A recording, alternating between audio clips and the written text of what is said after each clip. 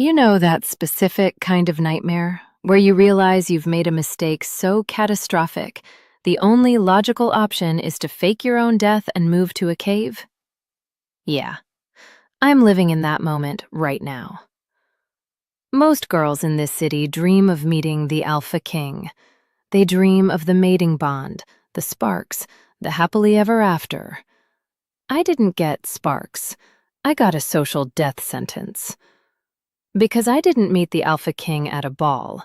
I didn't meet him at a sacred ceremony. I met him when I hijacked his limousine, barked orders at him like he was a minimum wage employee, and then, God help me, I tipped him. And the worst part? He didn't correct me. He just locked the doors and smiled.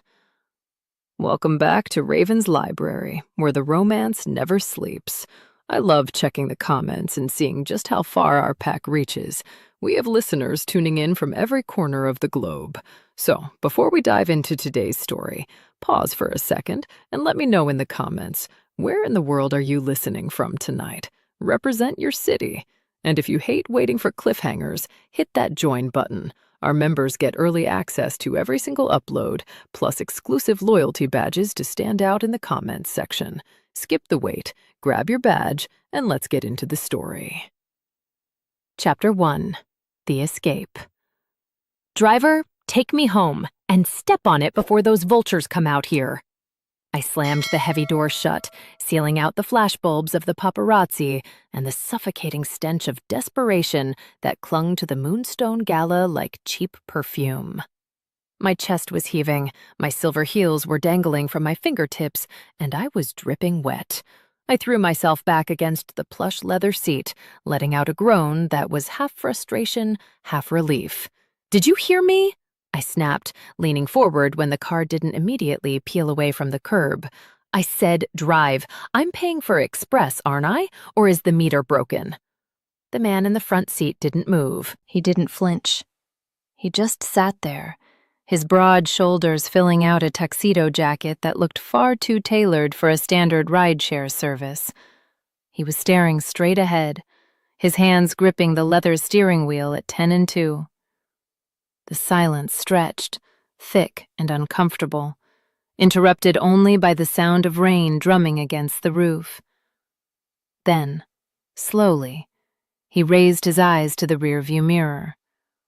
They weren't the tired, indifferent eyes of a man working a double shift to pay off his loans. They were gold, molten, predatory, terrifyingly amused gold. The kind of eyes that didn't take orders, they gave them. Home, he repeated, his voice a low rumble that vibrated through the glass partition and settled deep in my bones. It wasn't a question. It sounded like he was tasting the word, rolling it around on his tongue to see if he liked the flavor. You want me to drive you home? Yes, home! I waved a hand impatiently at the partition, water droplets flying from my wrist onto the pristine upholstery. What is with this service tonight? Do I need to enter the coordinates manually? I live in the East District, the shabby part. Avoid the toll roads if you can, but honestly, just get me away from these blood-sucking aristocrats before I bite one of them. He turned his head slightly, just enough for me to see the sharp aristocratic cut of his jawline and the ghost of a smirk playing on his lips. Blood-sucking aristocrats, he mused, the amusement in his voice unmistakable. Rough night at the palace? You have no idea, I huffed, crossing my arms over my wet silk dress, shivering slightly as the adrenaline began to fade into irritation. If one more alpha heir asks me about my breeding lineage or sniffs my neck without asking, I'm going to commit a felony. I swear, the ego on these men could power the entire city grid. They think the world owes them a submission just because they were born with a silver spoon in their mouths and a fancy title. I scrubbed a hand over my face, smearing my mascara. They treat women like trophies on a shelf. Oh, look at her coat. Look at her teeth. It's disgusting. I spent 3 hours dodging wandering hands and fake compliments. I'd rather run barefoot through broken glass than spend another minute in that ballroom. I paused, realizing I was venting to the help. It wasn't his fault the ruling class was composed of sociopaths. No offense to your gender, I added quickly, trying to sound magnanimous. I'm sure you're a lovely driver. You're working for a living, which already makes you 10 times more respectable than anyone inside that building. Just drive, please. The air in the car shifted. It grew heavy, charged with a strange static electricity that made the fine hairs on my arms stand up. The lock on the door clicked down with a definitive mechanical thud that echoed in the small space. The man in the front seat finally shifted gears. He didn't check a GPS. He didn't ask for an address.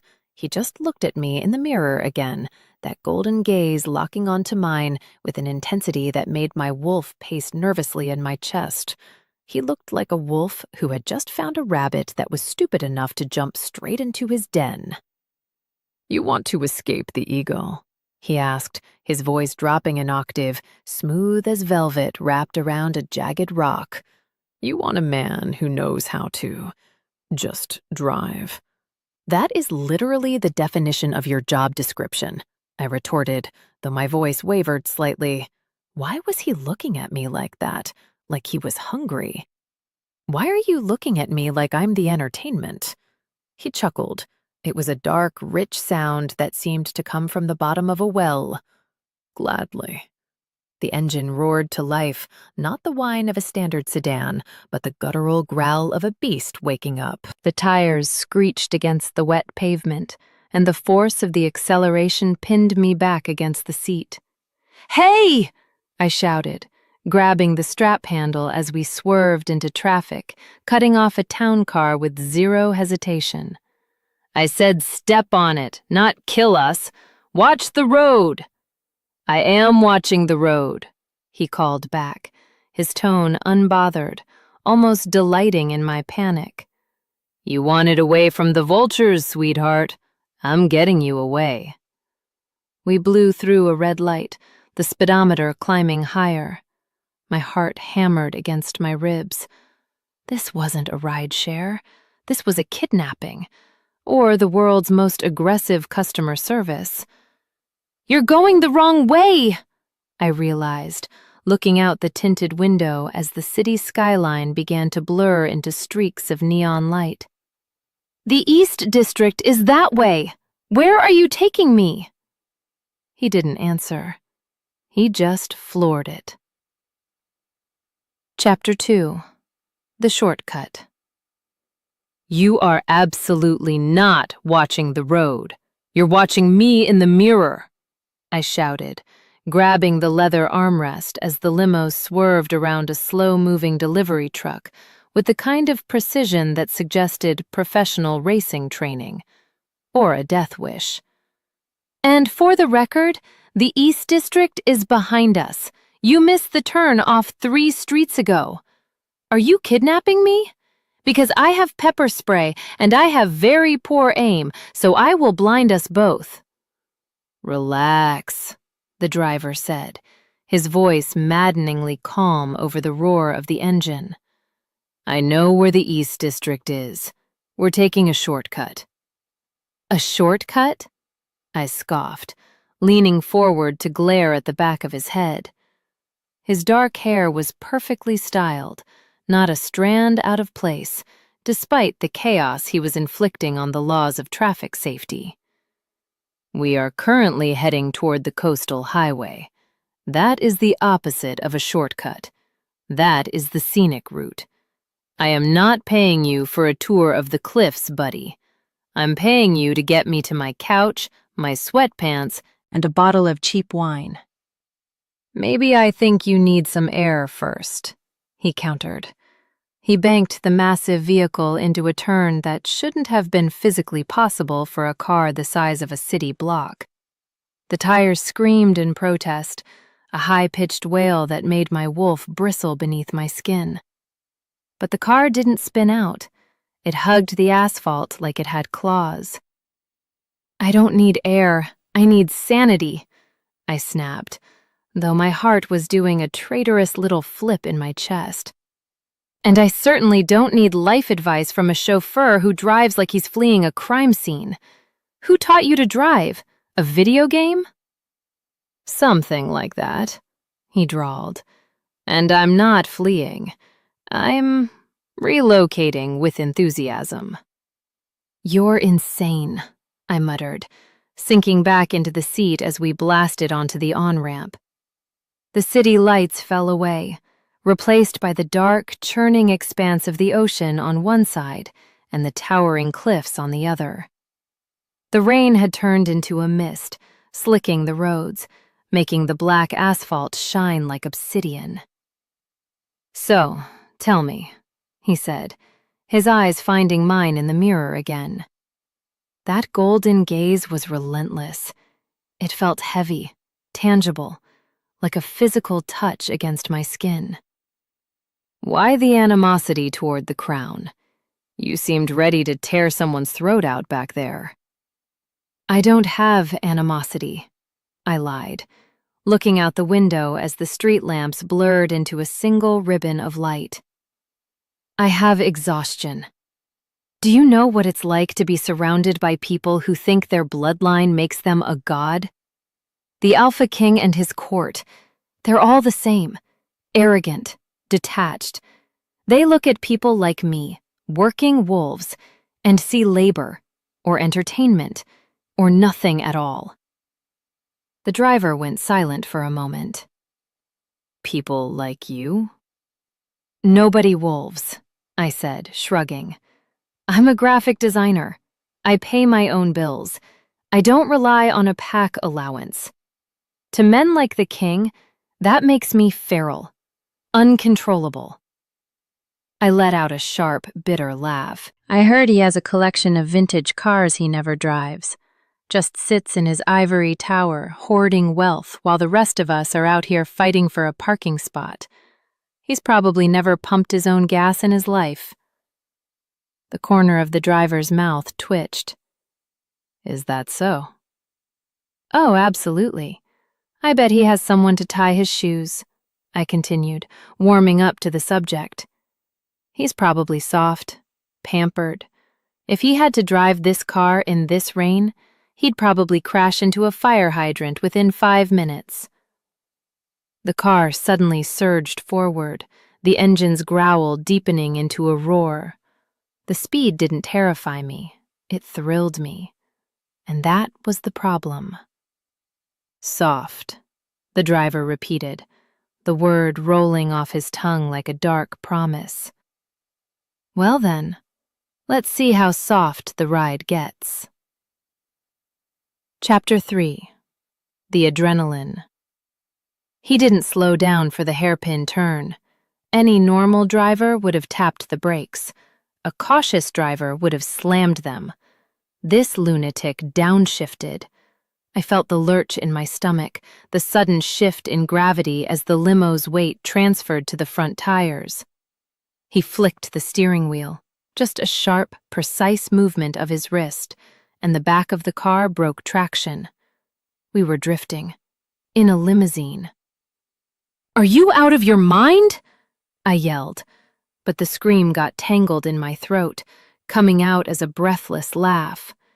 The massive vehicle slid sideways through the curve, the cliff edge terrifyingly close, the ocean crashing on the rocks below.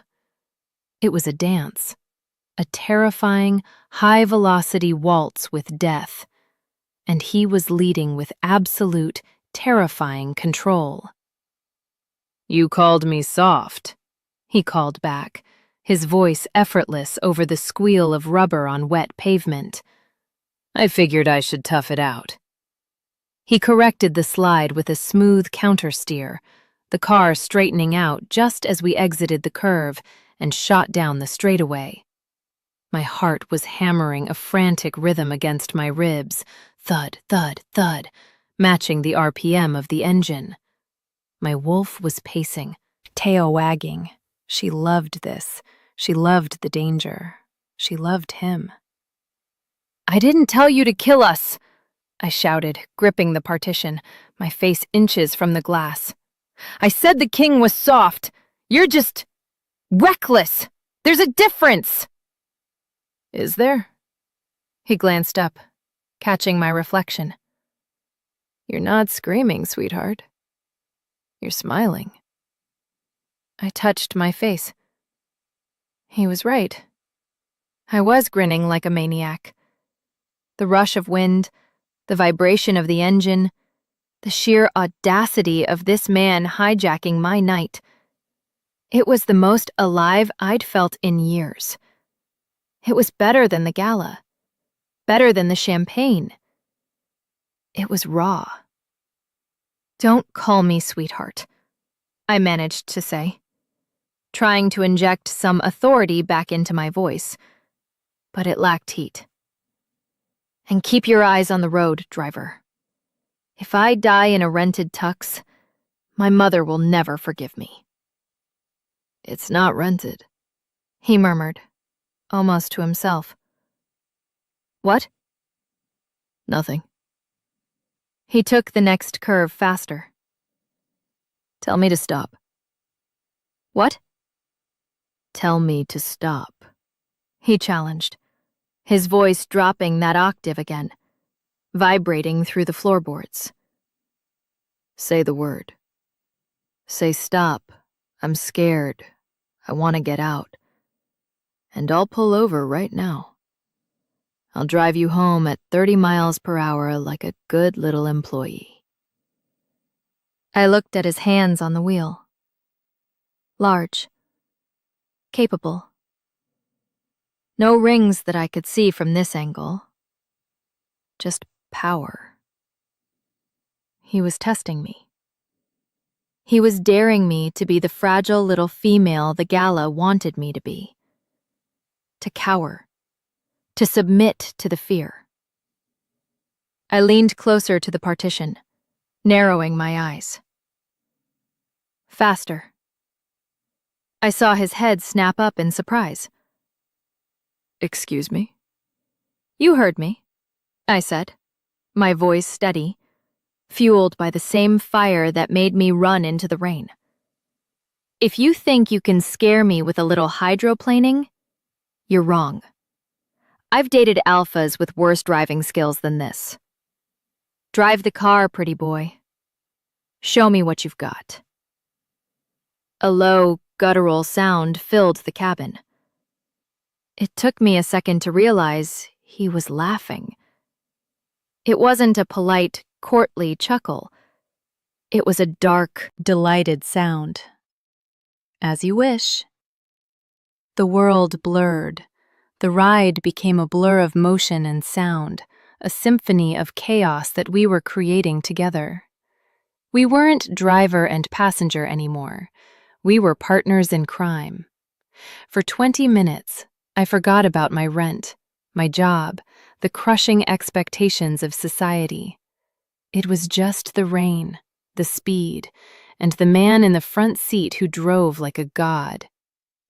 And then, abruptly, the motion smoothed out. The engine quieted. The scenery shifted from jagged cliffs back to the crumbling brick and graffiti of the East District. He slowed down, navigating the potholes of my street with a gentleness that was almost jarring after the violence of the highway. He pulled up to the curb of my apartment building, the one with the flickering street lamp and the overflowing dumpster, and put the car in park. The engine cut. The silence that rushed in was deafening. Chapter 4. The Realization. The silence in the car was heavy, thick with the residual adrenaline of the drive. My chest was still heaving, my skin buzzing with electricity. I sat there for a moment, staring at the back of his head, trying to compose myself. I felt unmoored, like I had just stepped off a roller coaster and hadn't quite found the ground yet. "Well," I breathed out, smoothing the wet silk of my dress over my knees. "You certainly took the scenic route. "You asked to be taken away," he said. His voice was different now that the engine wasn't roaring. It was quieter, deeper. "Did I succeed?" "Yes," I admitted, my hand trembling slightly as I reached for my purse. "You did. Though I'm pretty sure you violated about 40 traffic laws. I should report you." "You could try," he said, and I could hear the smile in his voice. "I'm serious," I said, fumbling with the clasp of my clutch. "You're a menace. A talented menace, but a menace." I finally got the bag open and fished around for my wallet. "And since I'm a woman of my word, I'm paying you, even though you technically kidnapped me for half an hour." I pulled out a crumpled $20 bill, my emergency pizza money. It was all the cash I had on me. I leaned forward to slide it through the gap in the partition. "Here, for the gas, and for not killing us." At that moment, he reached up and flicked the overhead dome light on. The cabin flooded with harsh yellow light. For the first time, I saw him clearly. Not as a silhouette, not as a pair of eyes in a mirror, but as a man. And my heart stopped. Dead. The black hair was swept back with a casual elegance that cost more than my college tuition.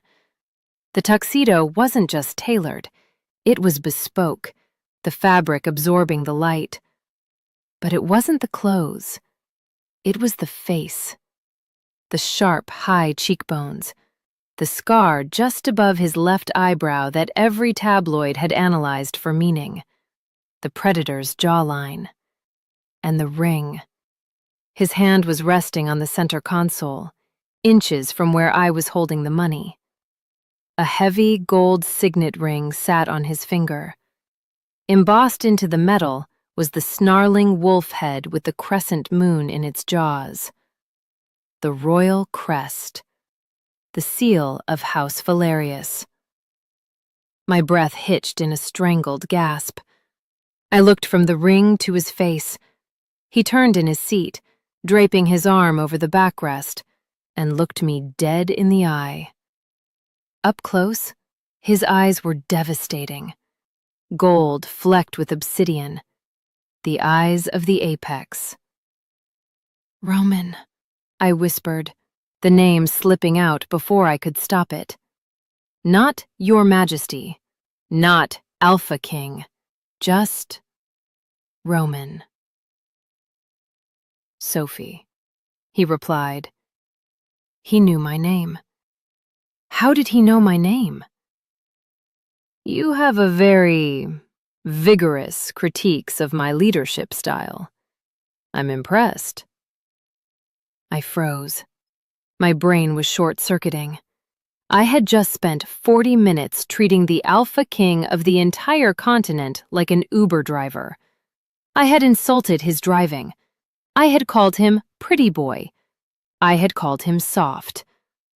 I was going to be executed, or exiled, or worse, put on the front page of the Daily Shifter. He looked at the $20 bill in my hand, then up at my face. One eyebrow arched perfectly. "Is that for me?" Panic, hot and white, flooded my system. Fight or flight kicked in. And since I couldn't fight the Alpha King, and I refused to faint, my brain chose a third option. Audacity. I couldn't take it back. I couldn't apologize. If I apologized now, I would be just another groveling subject. I would be exactly what I told him I hated. My hand stopped shaking. I hardened my expression, masking the terror with a mask of pure, unadulterated sass. "Yes," I said, my voice surprisingly steady. "It's for the ride." The service was adequate. I tossed the crumpled $20 bill onto the center console. right next to his priceless royal signet ring. "Keep the change, Your Highness." I didn't wait for a reaction. I grabbed the door handle, shoved it open, and practically fell out onto the wet sidewalk. I didn't look back. I kicked off my shoes and ran toward my apartment building door like the hounds of hell were snapping at my heels. Behind me, in the silence of the street, I heard a sound that chilled me to the bone. He was laughing. Chapter 5. The Hunt Begins. I didn't sleep, obviously. I spent the next 48 hours in a state of hyper-caffeinated paranoia, peeking through my blinds every time a car drove past. I was waiting for the secret police, or a royal summons, or a drone strike. You don't just throw pocket change at the man who owns half the continent and expect to get away with it. I had visions of being dragged to the dungeons, or worse, being sued for emotional distress. Can kings sue for emotional distress? He probably wrote the laws, so yes. But Monday morning arrived, and I wasn't in shackles. I was just tired, hungover on anxiety, and late for work. I dragged myself into Prism Design, the boutique marketing agency where I worked as a senior graphic designer. I kept my head down, avoiding eye contact, half expecting my face to be plastered on the muted TVs in the lobby with a caption like, "Wanted, the woman who tipped the king." But the news was just the usual weather reports and celebrity gossip. No mention of a mystery woman in a wet dress. Maybe he forgot, I told myself, as I slumped into my desk chair. Men like him meet thousands of people. I was just a blip. A weird, rude, sodden blip on his radar. Then the weird stuff started. First, it was the coffee. I went to the break room to get my usual sludge, but the machine had been replaced. Gone was the ancient dripper that tasted like burnt plastic. In its place was a gleaming chrome espresso machine that looked like it cost more than my car. A note taped to it read, "For the office, enjoy, management." I narrowed my eyes. My boss, Greg, was so cheap he rationed paper clips. Then came the email from my landlord. Subject, rent payment. "Hi, Sophie. Just letting you know your rent for the next 12 months has been paid in full via anonymous wire transfer. Also, the building is being repainted next week. Best, Mr. Henderson." I choked on my new high-quality espresso. Paid in full? Anonymous wire transfer? My stomach dropped. This wasn't a clerical error. This was a message. It was a power move wrapped in generosity. He was telling me, "I know where you live, I know what you struggle with, and I can fix it with a snap of my fingers." It didn't make me feel grateful. It made me feel cornered. I pride myself on surviving on my own. I don't take handouts, and I certainly don't take hush money from kings who think they can buy my silence or my dignity with free rent. I was fuming by lunchtime. I was drafting a furious and likely treasonous email to the Royal Treasury when the intercom on my desk buzzed. "Sophie?" It was Sasha, our receptionist. Her voice sounded breathless, bordering on hysterical. There's a client here to see you. A walk-in." "I don't do walk-ins, Sasha. Tell them to schedule an appointment," I snapped, aggressively clicking my mouse. "I tried," she squeaked. He insisted. He says it's urgent. He specifically asked for the designer with the bold vision." I sighed, rubbing my temples. "What's his name?" There was a pause. "Mr. Wolf." My blood ran cold. Mr. Wolf? Seriously? That was the best alias the ruler of the 7 territories could come up with? It was so arrogant, so on the nose that I almost laughed. Almost. "Send him back," I whispered, my heart hammering a frantic rhythm against my ribs.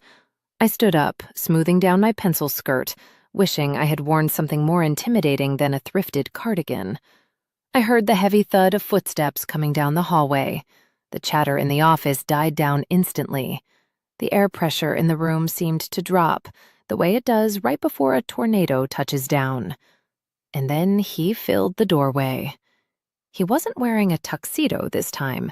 He was wearing a charcoal gray suit that fit him like a second skin, highlighting the width of his shoulders and the dangerous tapering of his waist. He looked out of place in our fluorescent-lit office, like a panther stalking through a petting zoo. He scanned the room, dismissing my coworkers with a glance before his eyes locked onto mine. Those golden eyes, they were dancing with amusement. "Miss Sophie," he said, his voice a low purr that made Sasha drop her stapler in the background. "I hear you're the best in the business. I have a project that requires a steady hand." Chapter 6. The Consultation. "Mr. Wolf," I replied, my voice surprisingly steady given that my knees felt like jelly. "Please, come in." I gestured to the 2 chairs in front of my desk. He stepped into my small glass-walled office and closed the door behind him. Instantly, the room felt microscopic. He sucked all the oxygen out of the space, his scent, rain, ozone, and expensive sandalwood, overwhelming my senses. He didn't sit. He walked around the perimeter of the room, trailing a hand along my bookshelf, examining my framed awards like he was inspecting a new acquisition. "Cozy," he murmured, picking up a stress ball shaped like a grenade.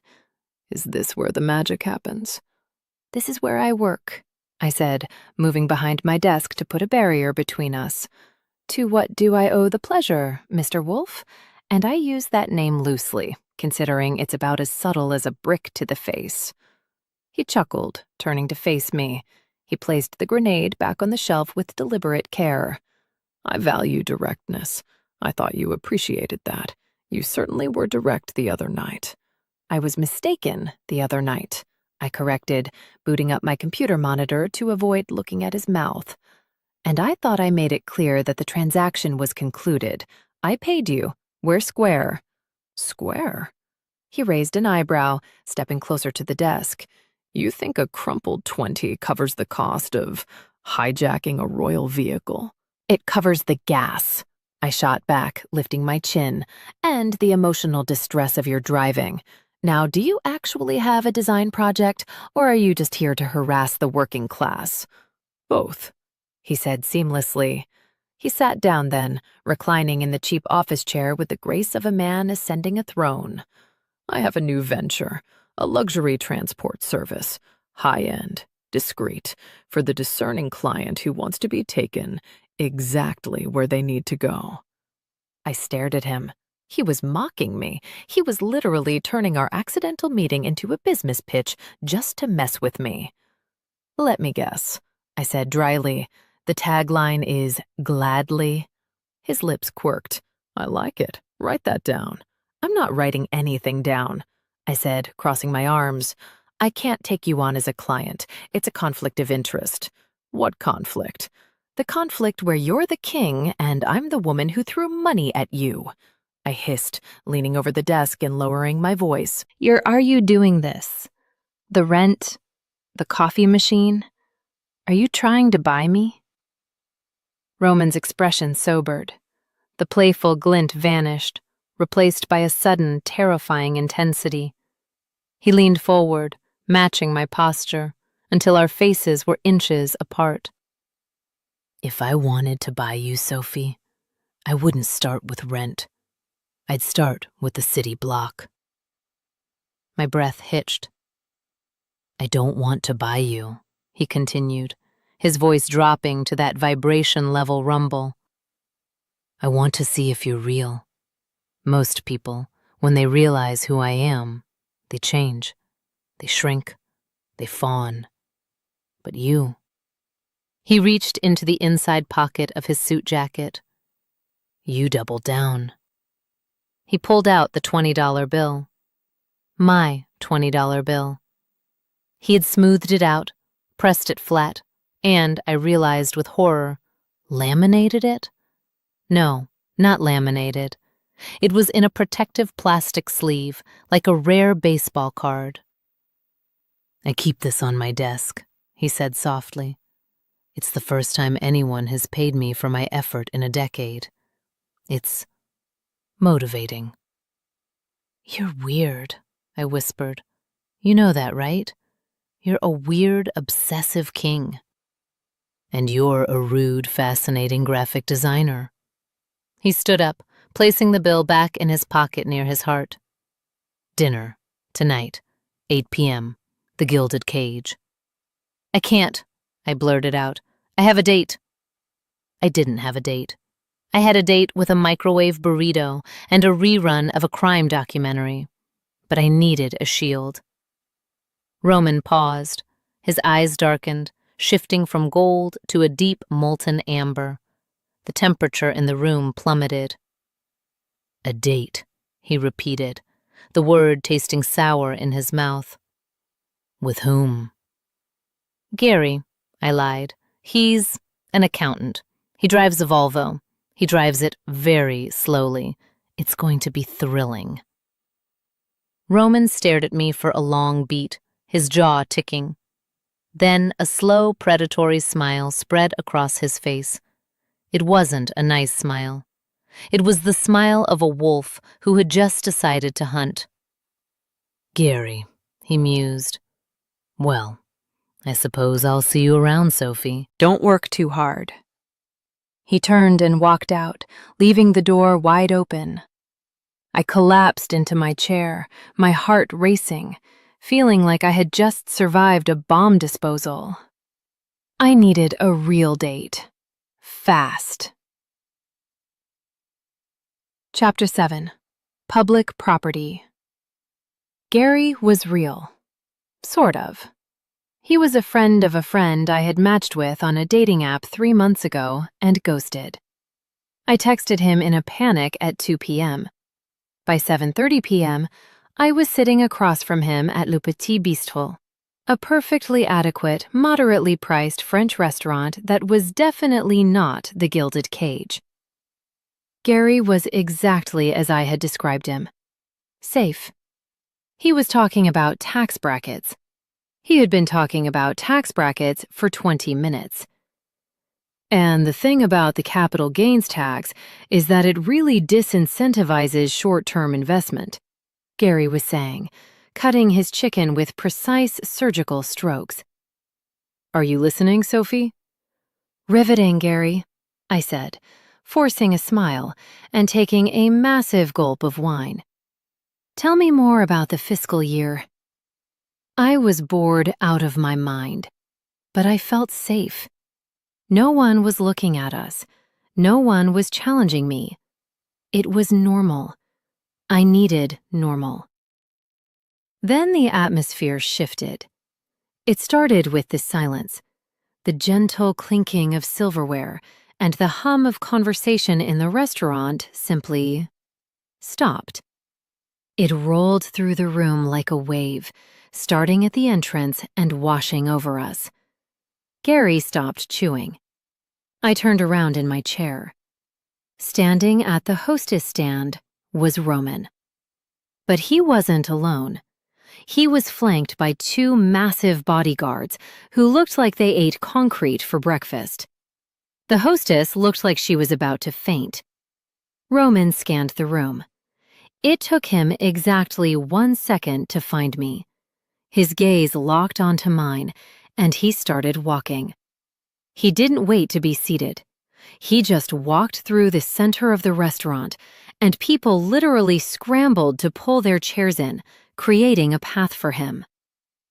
"Oh my God," Gary whispered, turning pale. Is that the king?" "Don't look at him," I hissed, shielding my face with my menu. "Maybe he won't see us." "Sophie!" Roman's voice boomed. He stopped right at our table. He loomed over us, his shadow engulfing Gary completely. "And Gary, was it?" Gary dropped his fork It clattered loudly on his plate. Your Majesty.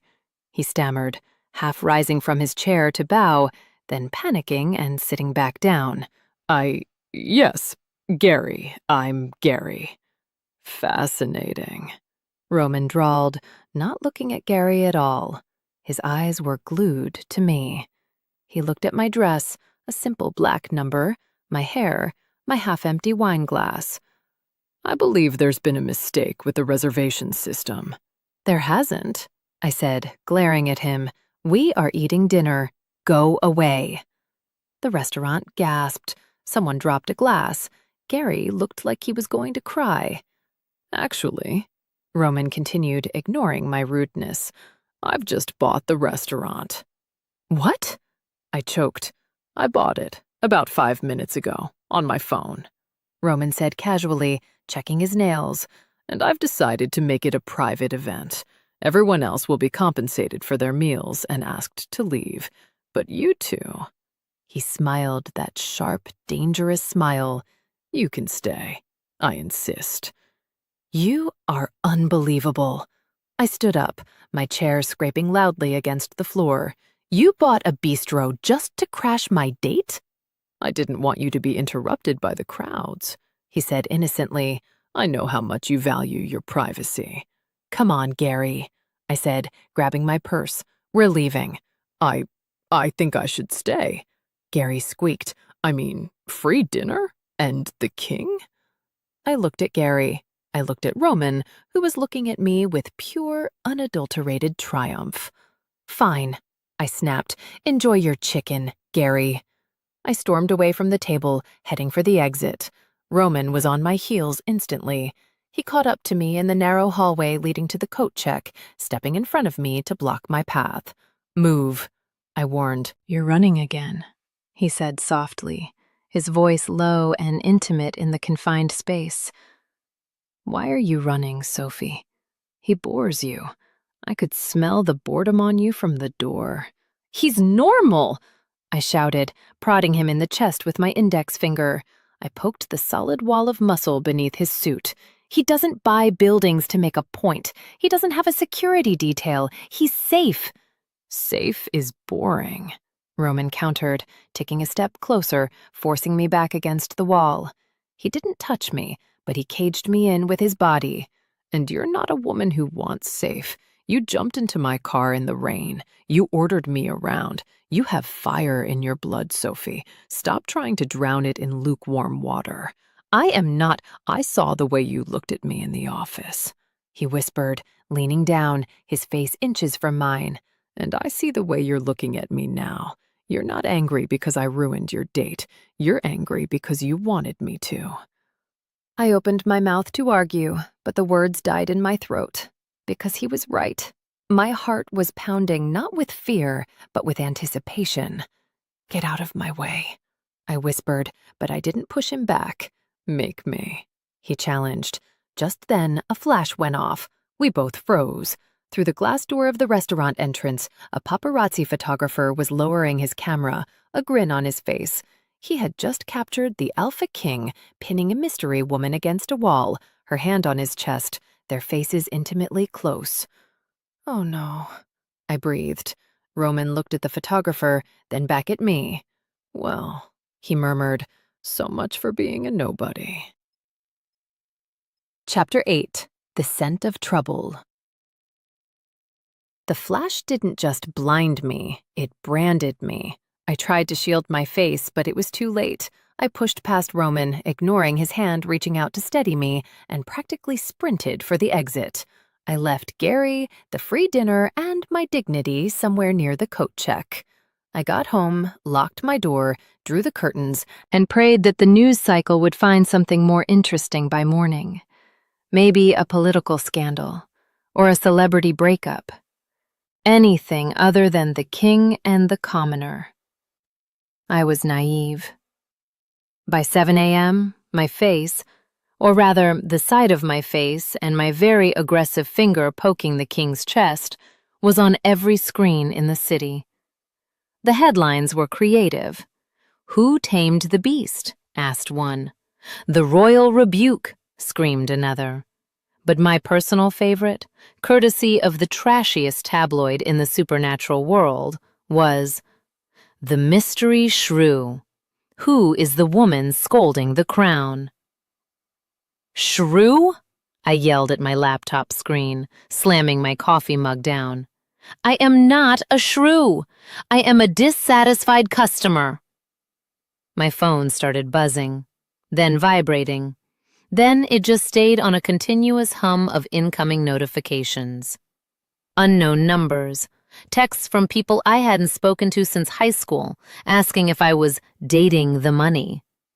And then the noise started outside. I peeked through the blinds of my third-floor apartment. The street below, usually occupied by a dumpster truck and a stray cat, was swarming. Vans with satellite dishes, photographers with lenses the size of bazookas. A drone was literally hovering outside my balcony, buzzing like a mechanical mosquito. I was trapped. I couldn't go to work. I couldn't go to the grocery store. I was a prisoner in my own home because I refused to be charmed by a billionaire with a god complex. My phone rang again. I was about to throw it across the room when I saw the caller ID. It didn't show a number. It just said, driver. I stared at it. My anger flared, hot and bright, cutting through the panic. I swiped answer. How did you get this number? I hissed. If you say I own the phone company, I am going to scream. I don't own the phone company. Roman's voice came through, rich and calm, a stark contrast to the circus outside my window. I just have a very persuasive IT department. Look outside, Sophie. I am looking outside, I shouted. There are 50 people with cameras trying to get a shot of my pajamas. This is your fault. You and your gravitational pull. I agree, he said smoothly. It is my fault, which is why I'm fixing it. Look past the vans. I squinted through the slats of the blinds. Down the street, pushing through the wall of paparazzi like a battering ram, was a cavalcade of black SUVs. They weren't police vehicles. They were matte black, unmarked, and terrifyingly sleek. The lead vehicle pulled up onto the sidewalk, blocking the entrance to my building. 4 men in tactical suits, Royal Guard, hopped out. Pack a bag, Roman ordered. You have 3 minutes before they secure the hallway. I am not going with you, I argued, pacing my small living room. This is kidnapping. Again. I am not some damsel who needs rescuing from the big bad media. I can handle this. I'll just wait them out. I have soup. Canned soup. Sophie, Roman said, his voice dropping to that low, vibrating rumble that made my knees betray me. They aren't going to leave. They smell blood in the water. And right now, you are the most interesting thing in the kingdom. You can eat canned soup in the dark, while drones film you through your vents. Or you can come to a place where the only person watching you is me. The way he said it sent a shiver down my spine. It wasn't a threat. It was a promise. I hate you, I whispered, grabbing my duffel bag. I know, he replied, and I could hear the smirk. The team is at your door. Don't forget your toothbrush. Chapter 9. The Safe House. The extraction was humiliatedly efficient. The Royal Guard surrounded me like I was a nuclear warhead, shielded me with Kevlar umbrellas, and shoved me into the back of the armored SUV. We drove for 20 minutes in silence before entering a private underground tunnel that bypassed the city traffic entirely. When the elevator doors finally opened, I wasn't in a safe house. I was in a palace in the sky. Roman's penthouse occupied the top 3 floors of the obsidian tower. It was all glass, steel, and dark marble. It was breathtakingly beautiful and completely cold. It looked like a museum where happiness went to die. Roman was waiting for me in the living room, a space the size of a basketball court. He had ditched the suit jacket and rolled up the sleeves of his white dress shirt, exposing forearms that looked like they could strangle a bear. "Welcome to the bunker," he said, holding up a cardboard box. "I hope you like pepperoni. It was the only thing I could order without triggering a security protocol." I dropped my bag on the floor, looking from the priceless art on the walls to the greasy pizza box in the king's hands. The absurdity of it hit me. "You live here?" I asked, walking over to the floor-to-ceiling windows. The city was spread out below us, a grid of lights. I felt like I was looking down from Olympus. "It's quiet." "It's lonely," he corrected. He set the pizza on a coffee table made of what looked like volcanic rock. "Eat. You look like you're vibrating." I sat on the edge of the massive leather sofa, grabbing a slice. I hadn't eaten since the disastrous French dinner. "So," I said, chewing aggressively, "this is the plan? You hide me in your ivory tower until the world forgets I poked you?" "I don't think they'll forget," Roman said, sitting opposite me. He didn't eat, he just watched me. "No one touches me, Sophie. No one yells at me, and certainly no one treats me like a service worker. You broke the narrative. People are confused." "I didn't mean to break the narrative," I muttered, wiping grease off my lip. "I just wanted a ride home." "Why did you run that night?" he asked suddenly. "At the gala, before you found the car. You looked desperate." I hesitated. I could lie. I could give him the polished PR answer. But here, in this quiet, sterile fortress with pizza grease on my fingers, the pretense felt heavy. I felt invisible, I admitted softly, staring at the city lights. Not invisible like no one sees me. Invisible like I didn't matter. The men there, they looked at me and saw a status symbol, a potential mate to breed strong heirs. They didn't care what I thought, or what I made, or who I was. I felt like I was suffocating. I just needed to breathe. I looked at him. "Why do you drive? You have an army of drivers. Why were you in the front seat?"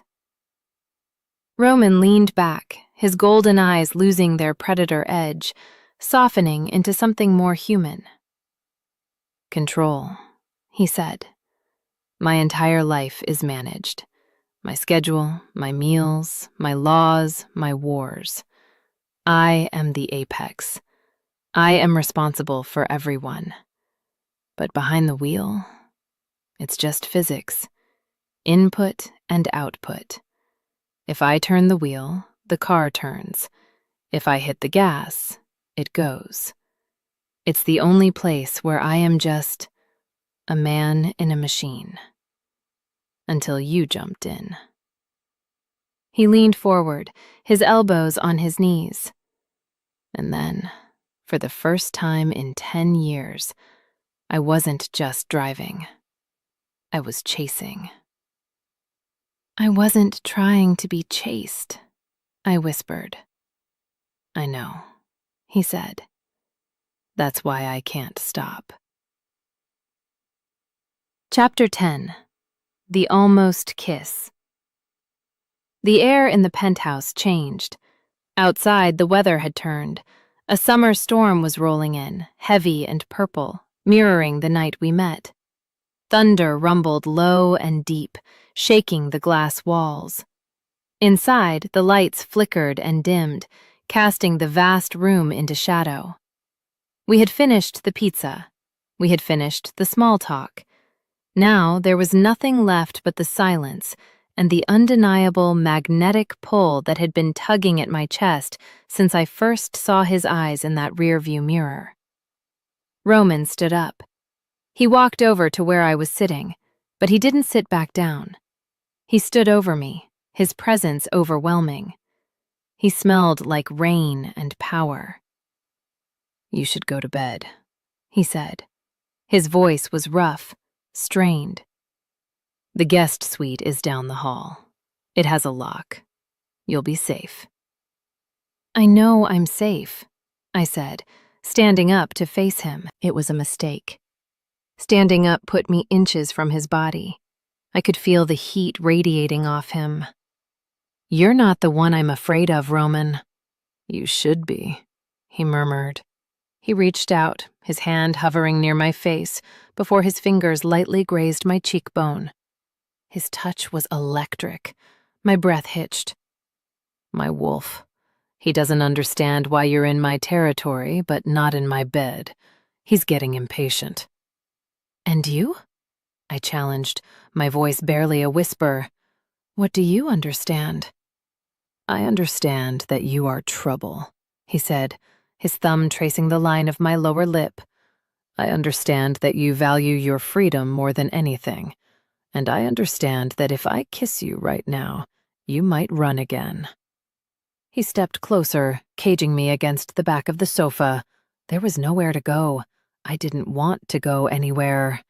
The storm outside flashed, illuminating his face, the hunger, the restraint, the raw need. "I'm not running," I said. The truth of it surprised me. I was done running. Roman's eyes flared.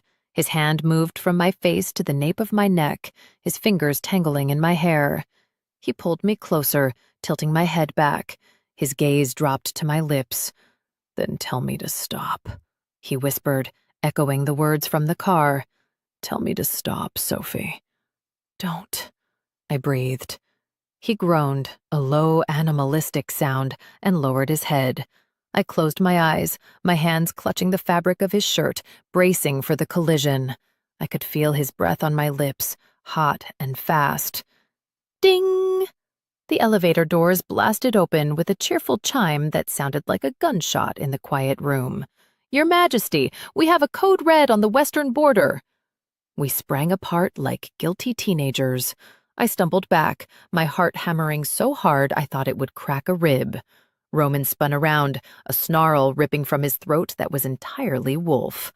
Standing in the elevator, holding a tablet and looking horrified, was a severe-looking man in a suit. The chief advisor. He looked at Roman. He looked at me, flushed and disheveled. He looked at the pizza box. "Am I interrupting?" the advisor asked, his voice dripping with judgment. Roman straightened his shirt, his back rigid. "Get out," he growled.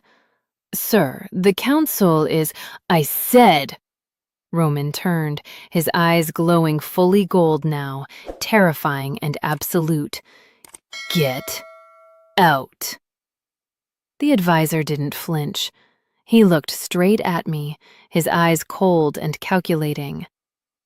"I think it's Ms. Sophie who needs to leave, sire, before she causes irreparable damage to the crown's image. We can pay her off in the lobby." The air left the room. The heat vanished, replaced by a cold, sharp reality. Roman went still. I felt the shame hit me like a physical blow. Pay her off. I looked at Roman's back, waiting for him to defend me, waiting for him to say I wasn't for sale. He didn't speak. He was too busy fighting his own wolf to control the rage. But to me, it looked like hesitation, and that was all I needed to see. Chapter 11. The Reality Check. Pay her off. The words hung in the air like toxic smoke, choking the oxygen out of the room. They were simple words, spoken with the casual, bored indifference of a man ordering a coffee, but they hit me with the force of a physical blow. I looked at the advisor. He was a thin man with glasses that caught the light, hiding his eyes. He wasn't looking at me with hatred. He was looking at me with annoyance. To him, I wasn't a person. I wasn't the woman who had just been moments away from kissing the king. I was a pothole in the road, a stain on the carpet, a liability to be scrubbed clean with a checkbook. I looked at Roman. He was still facing away from us, his hands clenched into fists at his sides. The muscles in his back were coiled so tight, the seams of his shirt looked ready to burst. A low, vibrating growl was emanating from his chest, a sound that was pure primal warning. I knew, logically, that he was fighting his own instincts. I knew he was likely seconds away from ripping the advisor's throat out, and was using every ounce of his willpower to remain human. But in that moment, logic didn't matter. What mattered was the silence. He didn't speak. He didn't spin around and roar, "How dare you!" He didn't immediately claim me. He hesitated. And in the world of kings and commoners, hesitation is a verdict. The shame that washed over me was hot and agonizing. It burned away the desire, the almost kiss, the fantasy of the last 48 hours. It woke me up. "You don't need to check the budget," I said. My voice was quiet, but it sliced through the tension in the room like a razor blade. The advisor blinked, finally looking at me. "Excuse me?" I said, "You don't need to check the budget," I repeated, stepping out from the shadow of the sofa.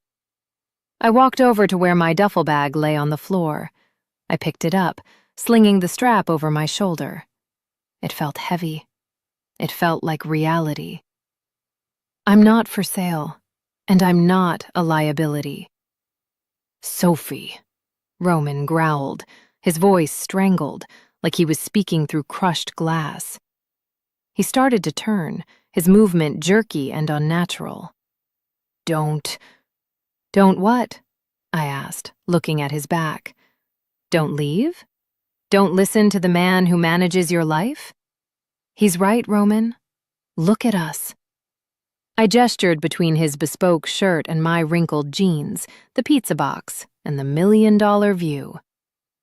"This isn't a romance. It's a PR crisis waiting to happen. You're the king.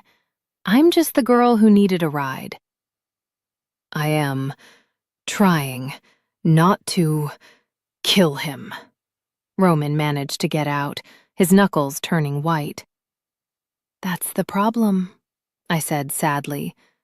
"You have to try. You have to fight your own world just to have a conversation with me. I don't want to be a battle you have to fight every day."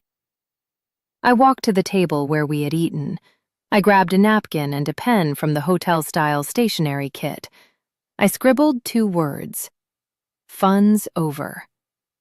I left the note on top of the pizza box. "There," I told the advisor, who was watching me with a mixture of confusion and relief. "Problem solved. The liability is removing herself." I walked toward the elevator. "Sophie!" Roman roared. The sound shattered a vase on the mantel. It was the sound of a predator whose mate is walking away. He spun around, his eyes burning with a terrifying golden light. But I was faster. I hit the button. The doors were already open from the advisor's arrival. I stepped in and slammed my hand on the lobby button. "Goodbye, Your Highness," I whispered. The last thing I saw before the silver doors slid shut was Roman lunging across the room, moving faster than a human should be able to move, his hand reaching out to stop the doors. Thud. The metal sealed. The gears whirred. And I began the long, silent descent back down to the earth, where I belonged. Chapter 12. The Withdrawal. The city turned gray. I don't mean that metaphorically. I mean that the moment I left the obsidian tower, the summer storm that had been threatening to break finally unleashed itself, and it didn't stop raining for 6 days. The sky was a bruised purple, the clouds hanging low and heavy over the skyscrapers, weeping onto the pavement. It was fitting. I went back to my apartment. I went back to work. I blocked the number labeled driver. I blocked the unknown numbers. I stayed off social media, though I couldn't avoid the TVs in the break room or the whispers at the water cooler. Apparently, the king was having a bad week.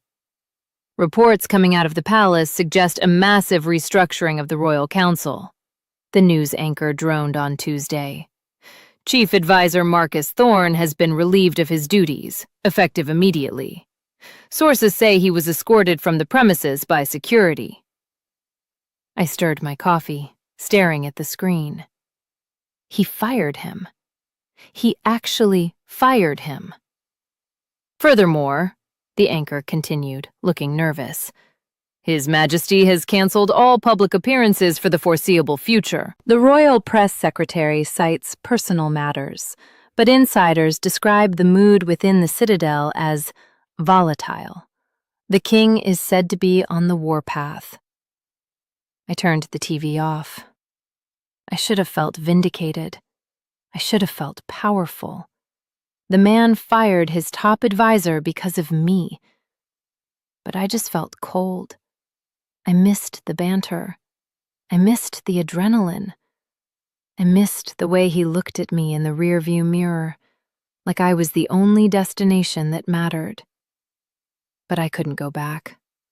Going back meant admitting that I wanted to be part of that world, the world of judgments, of hierarchies, of people who looked at my bank account before they looked at my eyes.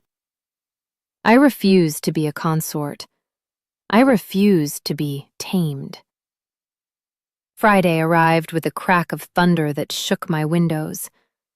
I was sitting on my floor, sketching designs I would never sell, when a knock came at the door. I froze. If it was him, if he was standing there, I didn't know if I had the strength to slam the door again. I crept to the peephole. It wasn't him. It was a courier, a generic delivery guy in a yellow poncho, looking miserable in the rain. I opened the door. "Delivery for Sophie?" he grunted, shoving a clipboard at me. "That's me," I signed, confused. I hadn't ordered anything. He handed me a box. It wasn't a cardboard Amazon box.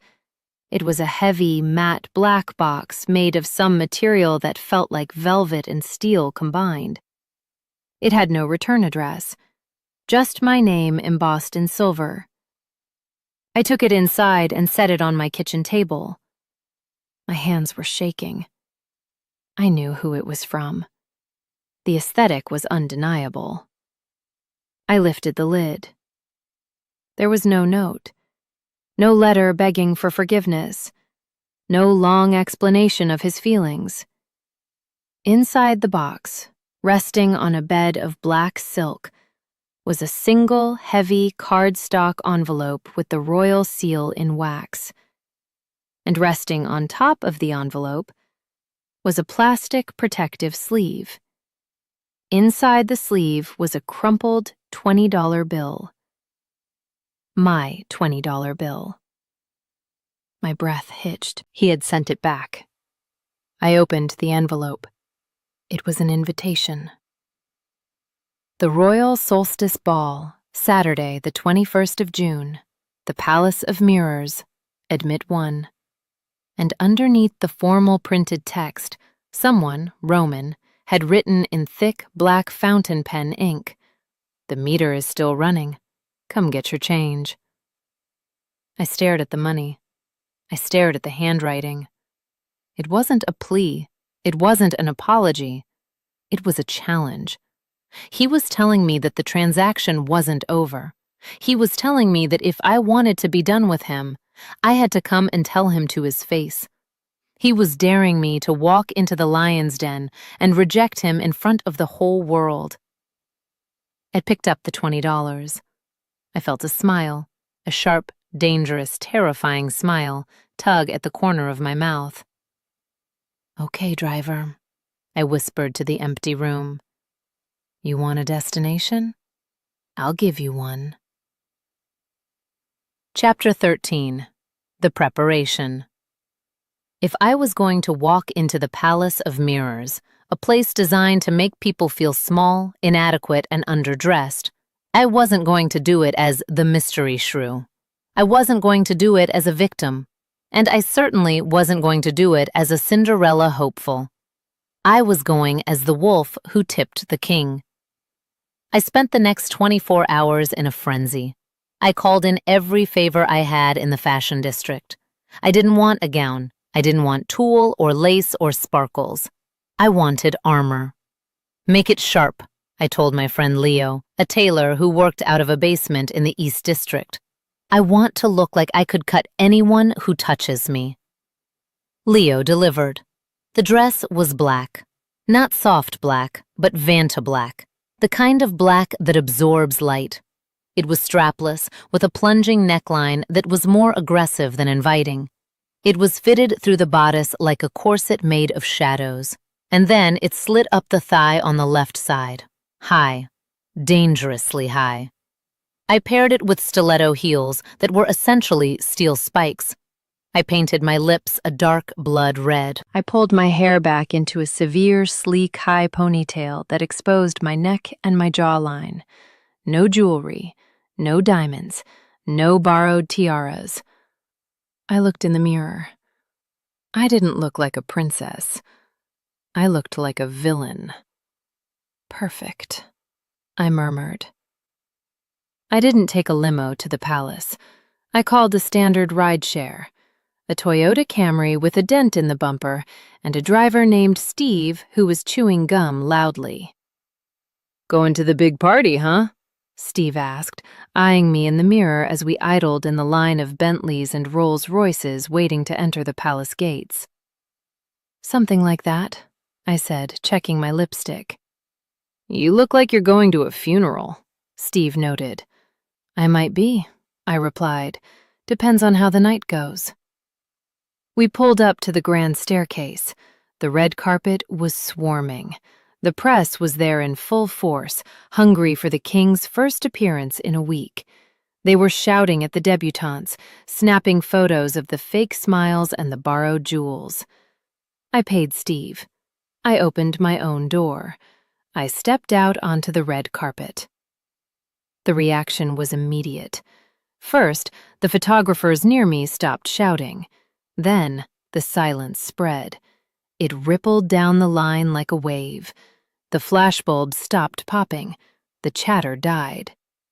They recognized me. Not the dress, but the face. The face from the grainy photos. The face of the woman who poked the king. I didn't lower my head. I didn't scurry. I threw my shoulders back, lifted my chin, and walked up the center of the red carpet. I could feel the weight of 1,000 eyes on me. I could hear the whispers starting. "Is that her? She actually came? Look at that dress." I reached the top of the massive marble stairs. The royal guards at the door, the same ones who had extracted me from my apartment, stiffened. They looked at me, then at each other. They didn't ask for my invitation. They bowed. They pulled the massive 20-foot-tall golden doors open. A blast of music and light hit me. The ballroom was enormous, filled with the scent of lilies and old money. Hundreds of heads turned toward the open doors. I took a deep breath. I gripped the $20 bill in my clutch like a talisman. I stepped across the threshold. Chapter 14. The Lion's Den. If silence had a sound, this was it. It was a roar of withheld breath, a vacuum created by 500 people simultaneously judging a single soul. I stood at the top of the marble staircase, the golden light of the chandeliers beating down on me like a spotlight in an interrogation room. I could feel the vibrations of the music fading away as the orchestra, sensing the shift in the room's atmosphere, trailed off into an awkward silence. I didn't scan the room for exits. I scanned it for him. The Palace of Mirrors lived up to its name. Every wall was lined with antique looking-glass, refracting the scene into a dizzying kaleidoscope of diamonds, silk, and hypocrisy. It took me a moment to find the focal point. He was there. Far across the room, on a raised mezzanine balcony reserved for the royal family and visiting dignitaries. Roman stood with his back to the railing, trapped in a circle of elderly men wearing sashes and medals. He looked bored. He looked dangerous. He looked untouchable. He hadn't seen me yet. "Keep walking," I whispered to myself. "Don't trip. Don't faint. And for the love of God, don't growl." I descended the stairs. The click of my heels on the marble was the only sound in the room. As I reached the floor, the crowd didn't welcome me. They parted around me like I was a contagion. I saw the sneers. I heard the whispers, low and venomous, designed to be heard but not attributed. "That's her. The charity case. I heard she broke into his car. Look at that dress. Who wears black to a solstice ball? She looks like an executioner." I kept my head high, my face a mask of bored indifference. I made a beeline for the bar, needing something, anything to occupy my hands. I ordered a sparkling water, gripping the crystal glass until my knuckles turned white. "Enjoying the view from the bottom?" The voice was sickly sweet, dripping with false concern. I turned to find a woman standing mere inches from me.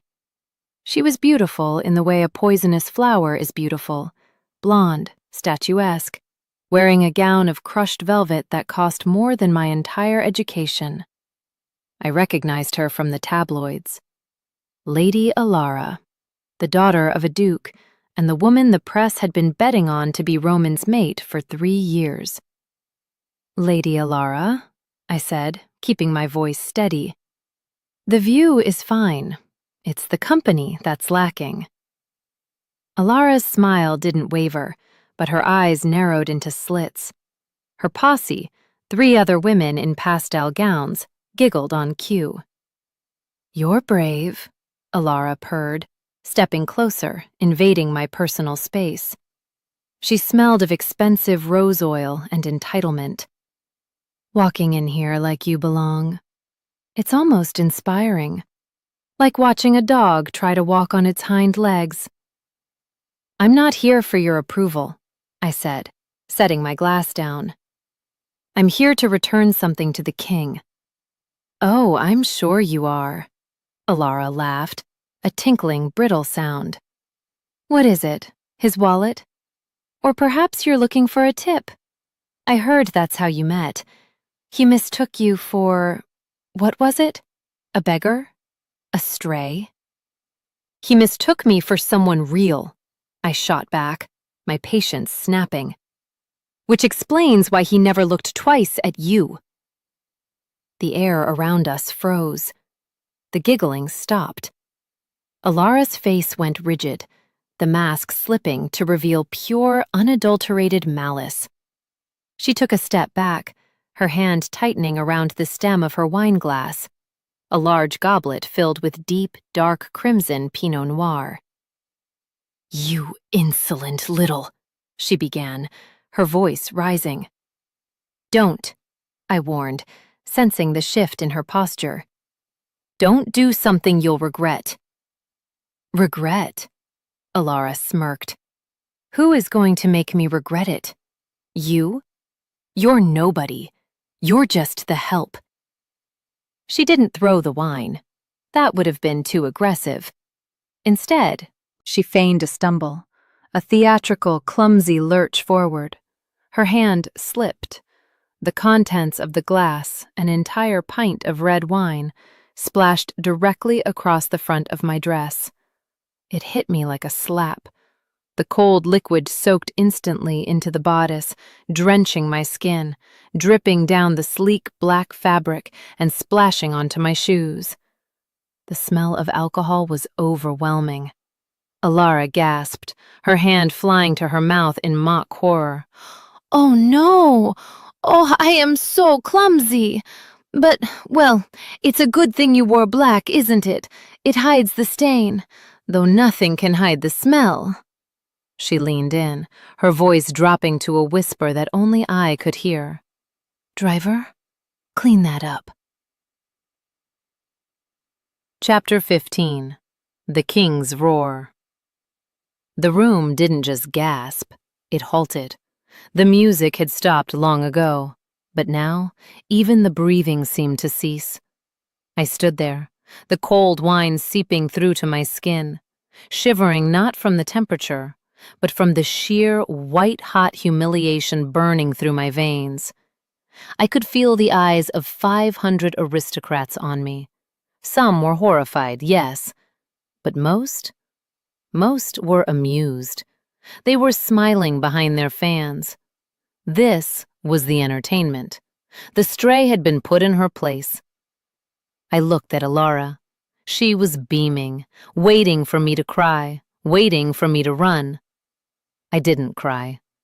My hand drifted to the clutch where the $20 bill sat. I was about to reach for a napkin, or perhaps pour my sparkling water over her head, when a sound tore through the ballroom. It wasn't a shout. It was a physical impact. Thud! Above us, on the mezzanine, every head snapped up. Roman had not taken the stairs. He had not waited for the slow, ceremonial descent. He had vaulted over the marble railing of the balcony, a 20-foot drop, and landed in a crouch in the center of the ballroom floor. He rose slowly. If he looked dangerous before, he looked catastrophic now. His suit was impeccable, but the energy radiating off him was pure, raw violence. His eyes were glowing, literally glowing, a bright, molten gold that illuminated the shadows of his face. His jaw was set in a line of granite. He didn't look at the crowd. He didn't look at the guards who were scrambling to catch up. He looked at me. And then he looked at Alara. Alara's smile vanished. She took a step back, faltering. Your Majesty, it was an accident. She bumped into me and—" Roman didn't speak. He started walking. He moved through the crowd like a shark moving through water. People didn't just step aside.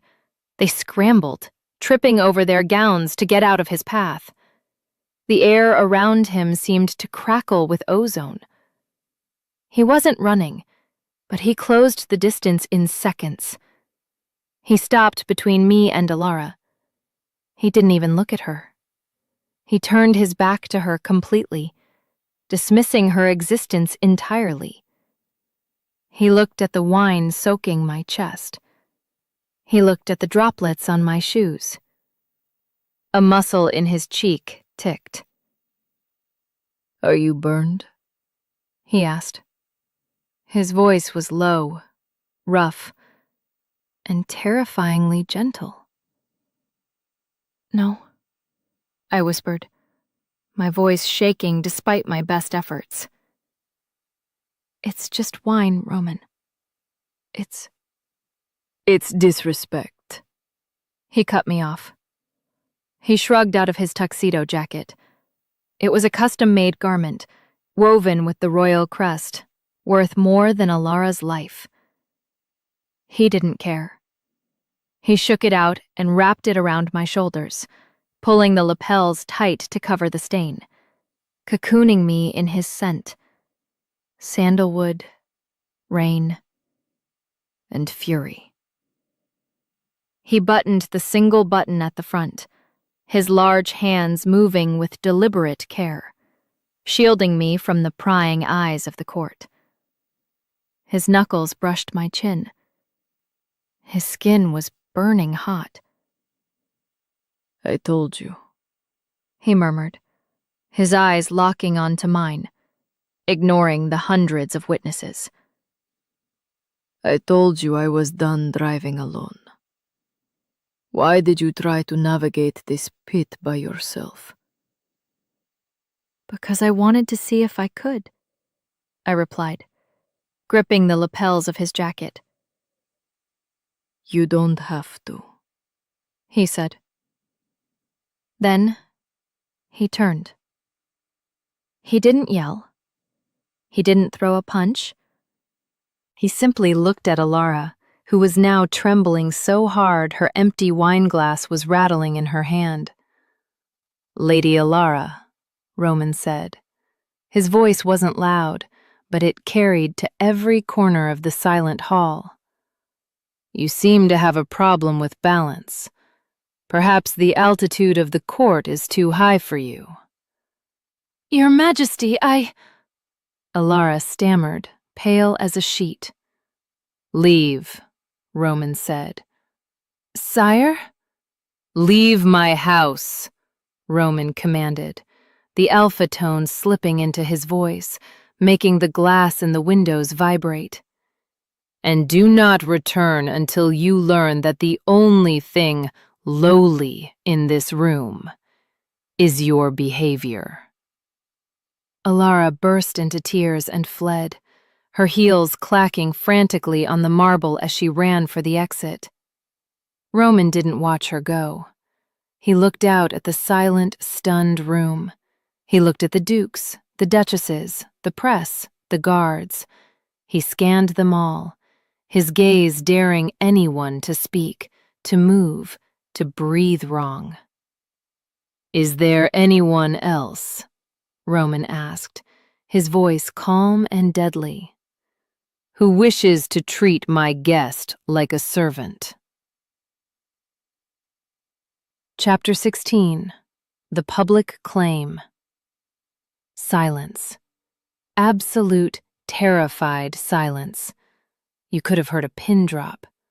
Actually, you could have heard a heartbreak.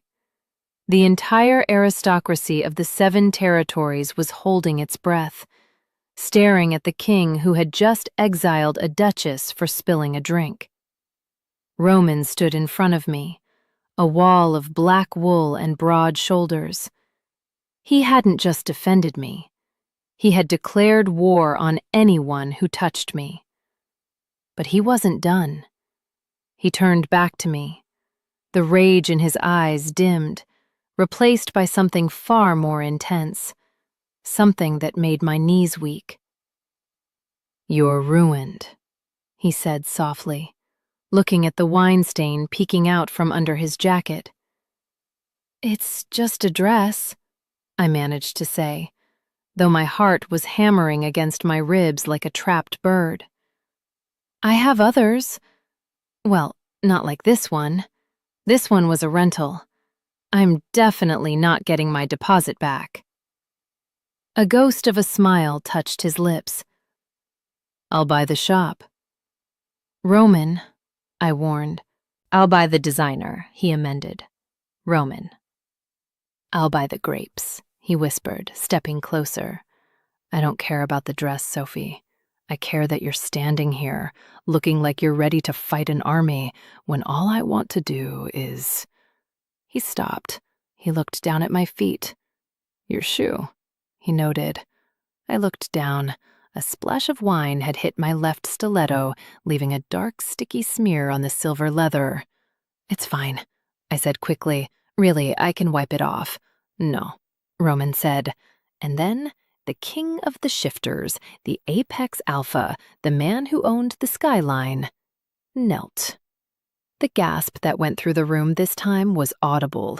Kings did not kneel. Not ever. Not for diplomats, not for queens, not for gods.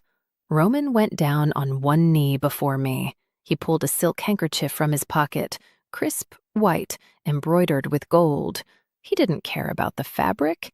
He reached out and gently, reverently, wiped the wine from my shoe. He took his time. He cleaned the leather until it shone.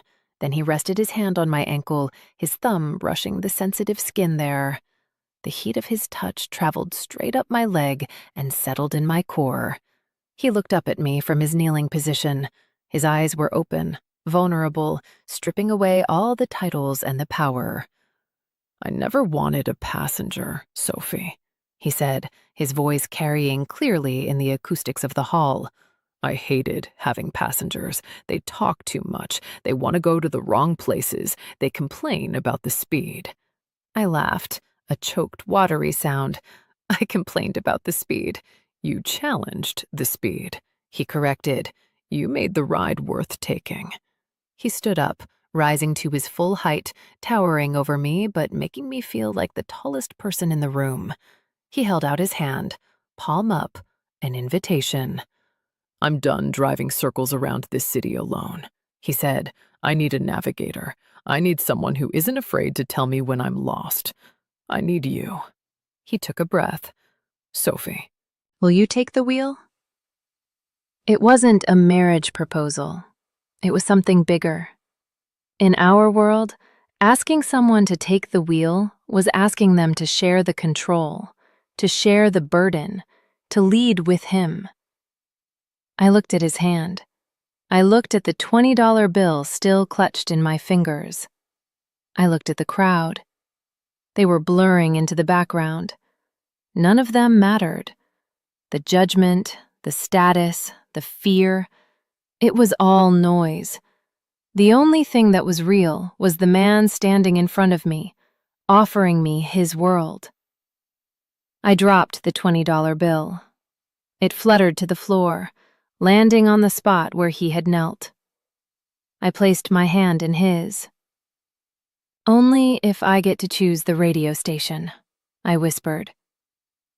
Roman's face broke into a grin, a real, boyish, dazzling grin that transformed him from a king into the man I had met in the rain. "Done," he said. He interlaced our fingers.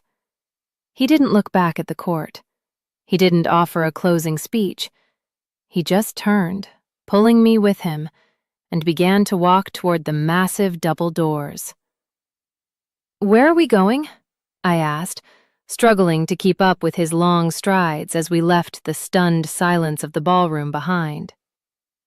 "To the car," Roman said, pushing the doors open with his free hand. The cool night air hit us, smelling of rain and freedom. "And then?" He looked down at me, his eyes shining. "Wherever you want." We hit the stairs, running now, leaving the palace in the rearview mirror. Chapter 17. The Private Confession. We hit the bottom of the grand staircase running. I don't mean a polite, hurried walk. I mean we were sprinting like two teenagers who had just pulled the fire alarm at high school. The cool night air slapped against my flushed skin, carrying the scent of rain and ozone, washing away the suffocating perfume of the ballroom. My hand was locked in Roman's, his grip firm and warm, anchoring me as my spiked heels clicked frantically against the pavement. Behind us, the heavy oak doors of the palace slammed shut, muting the stunned silence of the aristocracy. Ahead of us, the sleek black beast of the limousine was waiting, engine purring, taillights glowing red in the mist. A royal guard, the one with the stone face, held the back door open. He didn't look surprised. He didn't look at my wine-stained dress or Roman's missing jacket. He just nodded. We dove inside. The heavy door thudded shut, sealing us in. The sudden quiet was jarring. 1 second, there was the sensory overload of the court, the whispers, the lights, the judgment. The next, there was only the smell of leather, the hum of the climate control, and the sound of our own ragged breathing. I collapsed back against the seat, my chest heaving. Roman didn't sit on the opposite bench this time. He slid in right next to me, his thigh pressing against mine, his heat radiating through the layers of silk and wool. For a long moment, neither of us spoke. We just sat there in the semi-darkness, the street lamps flickering past the tinted windows, catching our breath. Then I started to laugh. It bubbled up from my chest, hysterical and sharp. I covered my face with my hands, shaking with it. I just let you exile a duchess. She exiled herself, Roman said, his voice rough. He wasn't laughing. He was watching me.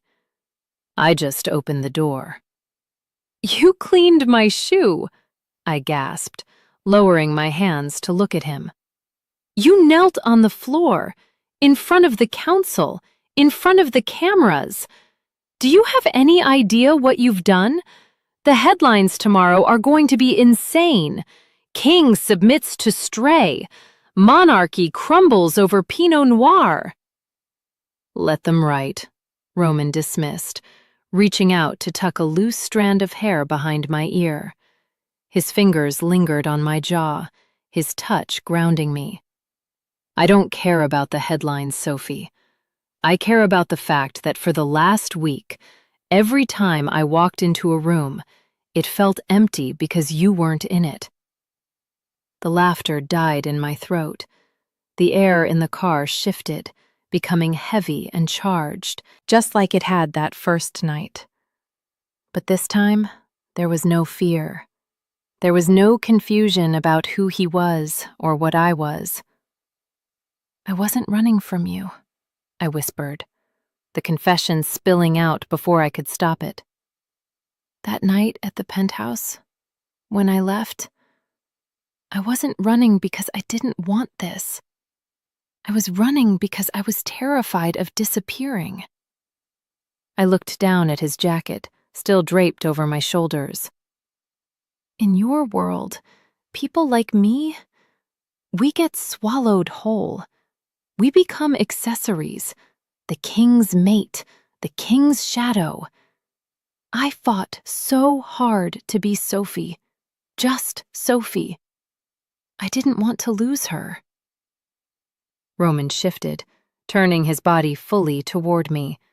He took my face in both of his hands, forcing me to look at him. His eyes were gold, endless and consuming, but they were filled with a terrifying amount of tenderness. You could never disappear, he said fiercely. You are the loudest thing that has ever happened to me. You walked into my car and ordered me around. You threw money at me. You challenged me. Sophie, you didn't disappear in my world. You woke it up. He leaned closer, his forehead resting against mine. I don't want a shadow. I have enough shadows. I want the woman who drives too fast and tips too little. I want the partner. My heart stuttered. A partner? A co-pilot, he corrected, a ghost of a smile touching his lips. No partition, no glass wall, just us. I looked toward the front of the car. The privacy divider was down. The driver, the guard, was rigidly facing forward, but there was no glass separating us from the front, and more importantly, no barrier separating us from each other. No partition, I repeated softly. Never again, Roman promised. He didn't wait for permission this time. He didn't ask me to tell him to stop. He bridged the gap, his mouth capturing mine with a hunger that had been building since the moment he saw me in his rearview mirror. It wasn't a gentle kiss. It was a collision. It was desperate and messy and real. I wrapped my arms around his neck, pulling him closer, tangling my fingers in his hair. The smell of rain and sandalwood enveloped me, drowning out the last lingering doubts. He tasted like power and surrender. He groaned against my lips, his hand sliding down to grip my waist, pulling me onto his lap. The friction of the silk dress against his suit trousers sent a jolt of electricity straight to my core. "Sophie," he murmured against my neck, his voice wrecked. "Tell me where to go. Tell me what you want." I pulled back just enough to look him in the eye. I saw the raw need there, the absolute willingness to give me everything he had. I realized then that he wasn't trying to cage me. He was handing me the keys. I smiled, breathless and aching and completely sure. "Drive," I whispered. "Where?" he asked, his lips brushing mine. I reached up and unbuttoned the top button of his shirt. "I don't care," I said. "Just drive." Roman growled, a low, possessive sound that vibrated through the chassis of the car. He kissed me again, deeper this time, sealing the promise. The car made a sharp left turn, the movement pressing us closer together. We weren't heading back to my apartment. We weren't heading back to the palace. We were heading into the dark, winding roads of the coast, where the only law was the speed we set together. But as the city lights faded behind us, Roman's phone buzzed in his pocket. Once. Twice. Relentless. He ignored it. He kissed my jawline, his hand moving to the zipper of my dress. It buzzed again. Long. Urgent. "Ignore it," I breathed. "I intend to," he muttered.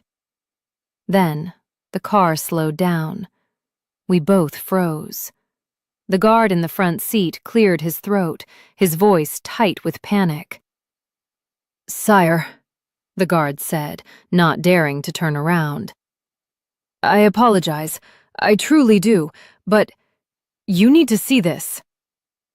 Roman pulled back, his chest heaving, his eyes flashing with frustration. "This had better be an invasion, Lieutenant." "Not an invasion, sir," the guard said, his voice trembling. "It's a billboard. We just passed it." Roman looked at me, confusion warring with lust. He reached over and hit the button to lower the window. We looked out. We were stopped at a red light in the downtown district. Towering above us was a massive digital billboard that usually displayed ads for perfume or watches. But tonight, it was displaying a photo. A photo of a crumpled $20 bill inside a plastic sleeve. And the text underneath, in massive, bold letters, read, "The king has been tipped. Who is the driver now?" Roman stared at it. I stared at it. "Is that—" I started. "My $20. Roman finished, his voice dangerously calm. "Someone leaked the photo from my desk." He turned to me, and for a second, I thought he was angry. Then I saw the corner of his mouth twitch. "Well," Roman said, pulling me back into his arms as the light turned green. "It seems the secret is out." "What are we going to do?"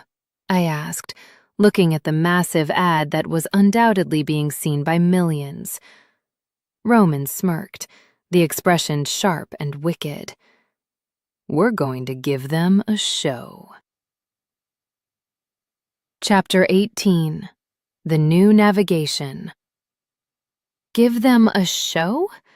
I repeated, my voice squeaking slightly as the limo idled beneath the glowing 50-foot image of my pizza money.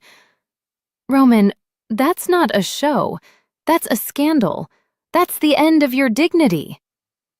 Roman just laughed. It was a free, unburdened sound that I was hearing more and more often. He leaned over, not to hide, but to press the button that lowered the tinted window all the way down. The humid night air rushed in, carrying the noise of the city and the hum of the intersection. A few pedestrians on the sidewalk looked up, saw the billboard, then looked down, saw the king in the car, and practically dropped their phones. My dignity survived a century of wars and a decade of peace treaties, Roman said, resting his arm casually on the window ledge, letting the world see him, letting them see us. He pulled me into his side, his hand claiming my waist with zero hesitation. I think it can survive a $20 tip. Besides, I kept the money. Technically, I'm a paid professional. He looked at me, his eyes dancing. Let them talk, Sophie. Let them stare. I'm done hiding the best thing that ever happened to me behind tinted glass. He kissed me then, right there at the red light, in front of the billboard, the pedestrians, and the stunned driver in the lane next to us. It wasn't a performance, it was a seal. And just like that, the scandal wasn't a scandal anymore. It was a legend. 6 months later. The rain was falling in sheets, turning the pavement into a slick black mirror. It was the kind of weather that made normal people stay inside and watch movies. But for the attendees of the Winter Solstice Gala, it was just another atmospheric backdrop for their diamonds to shine against. I stood under the massive portico of the Citadel, checking my watch. I was wearing red this time, blood red, a suit, not a dress, tailored, sharp, and lethal. The press line was screaming my name. Sophie, Sophie, who are you wearing? Queen Sophie, over here. But I ignored them with the practiced ease of someone who had spent half a year navigating the Shark Tank. I wasn't queen, not officially. I refused the title. I refused the staff. I kept my job at the agency, though I did finally let Roman upgrade the coffee machine. But everyone knew, in the hierarchy of the pack, I wasn't the alpha's mate. I was the alpha's driver. It was a joke, a term of endearment, and a warning label all rolled into one. You look impatient. A deep voice rumbled behind me. I turned. Roman was leaning against a marble pillar, looking devastating in a tuxedo that I had personally selected. He looked tired. Council meetings had run long, but the moment his eyes found mine, the exhaustion vanished, replaced by that familiar molten heat. I am impatient, I said, walking over to him and fixing his bow tie, which was perfectly straight. This party is dead. The Duke of Varley tried to talk to me about crop rotation for 40 minutes. I almost bit him. Reasonable, Roman agreed, catching my hand and bringing it to his lips. I was cornered by the ambassador regarding the new trade routes. He speaks very slowly. So, I smirked, raising an eyebrow. Are we doing this? Or are we going to stay and pretend we care about the buffet? We are definitely doing this, Roman said. He signaled the valet. A moment later, the long, sleek black beast rolled up to the curb. The same car, the same dents in the bumper that Roman refused to fix because he said they added character. The valet, a young kid who looked terrified, scrambled out to open the back door for us. No, I said, stepping forward. That won't be necessary. The valet froze. Ma'am? I walked around to the driver's side. I held out my hand. The valet looked at me, then looked at the king. Roman just nodded, a smirk playing on his lips. The kid dropped the keys into my palm like they were radioactive. You're in the back, big boy, I called out over the roof of the car. The paparazzi went wild. Flashbulbs erupted like a strobe light show. They captured it all. The king of the shifters, the most powerful predator on the continent, opening the back door and sliding into the passenger seat with a look of pure, unadulterated satisfaction. I slid into the driver's seat. It felt right. The leather steering wheel under my hands, the smell of the engine, the weight of the machine waiting for my command. I adjusted the rearview mirror until I could see him. The privacy partition was down. Roman was sprawled in the back seat, his long legs stretched out, his tie undone, looking at me with eyes that promised a very interesting night once we got home. "Where to, Your Highness?" I asked, winking at him in the mirror. Roman chuckled, a low, Dark sound that vibrated through the chassis and went straight to my heart. He leaned forward, resting his arms on the back of my seat, his face inches from my ear. "Home, driver," he whispered, biting my earlobe gently. "Take me home." I grinned, shifted into gear, and floored it. The tires screeched, the engine roared, and as we peeled away from the palace, leaving the stunned aristocracy in our wake, I knew one thing for sure. It was going to be a hell of a ride. Quick favor, don't go anywhere yet. If you thought the driver mistake was wild, you haven't seen anything yet. In the video on your screen right now, she mistakes the Alpha King for the butler and hands him her coat. He doesn't correct her, he just locks the door. Click that video right now. You do not want to miss this fallout.